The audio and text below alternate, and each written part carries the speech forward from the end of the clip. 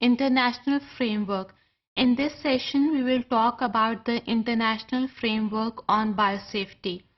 Number of protocols are available regarding the International Framework on Biosafety, but in this session, our main emphasis will be on two protocols dealing with genetically modified organisms.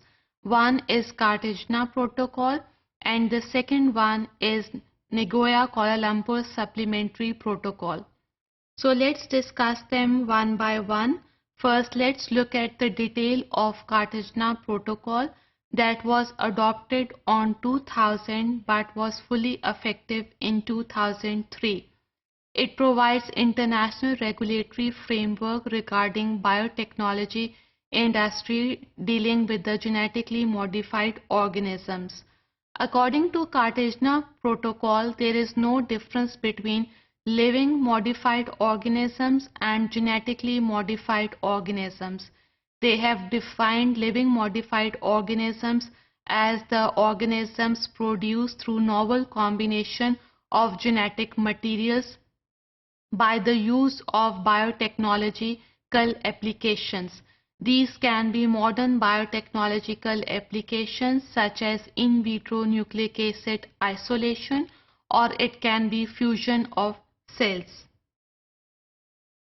Now 166 parties are involved in Cartagena Protocol, but keep in mind that United States of America is not a party of Cartagena Protocol.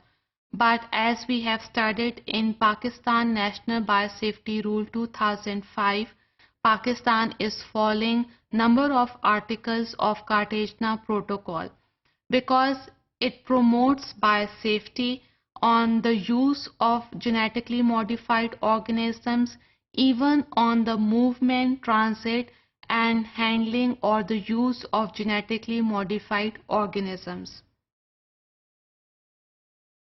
Now, Biosafety Clearinghouse is an important component of Cartagena Protocol.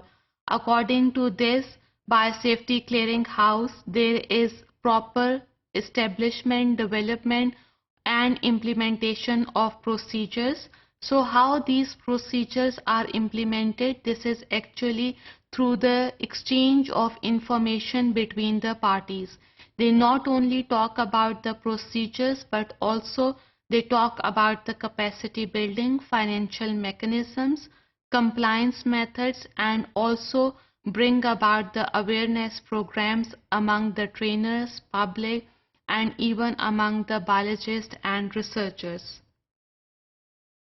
The main goal of Cartagena Protocol is the Advanced Informed Agreement dealing with the living modified organism. We can move or transfer living modified organism from one place to another. Either these are the direct foods stuff, it can be food additives, or it can be in the form of feed or any other processing agent. Then it also deals with the handling or use of living modified organism, that how they should be handled to introduce new microbiological practices in the labs. Then there must be triple packaging system for category B, that is for the infectious agents.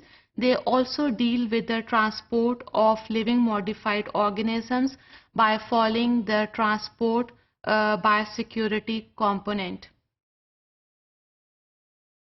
The second protocol on which I will emphasize is the Nagoya Kuala Lumpur Supplementary Protocol. It also addresses genetically modified organisms that causes damage to the biodiversity, that it deals with the diversity among microorganisms, and damage can be at the level of conservation of the nature or it can be on the use of the nature by human beings. Now we have to look at the changes according to these protocols. They look whether these changes are short-term or long-term. They also look at whether these changes are temporary or permanent. If the changes are permanent or long-term, they inform high authorities to take special attention on them. Now, Nagoya Kuala Lumpur Protocol, they actually helps in the conservation of nature, that is of the environment. They helps in the sustainable use of the environment and the risk factors affecting the human health. अगर nature की conservation से related कोई damage हो या improper use nature का हो रहा हो जिसकी वजह से नेचर बैलेंस में नहीं रही, then we have to resolve these problems by following the domestic laws.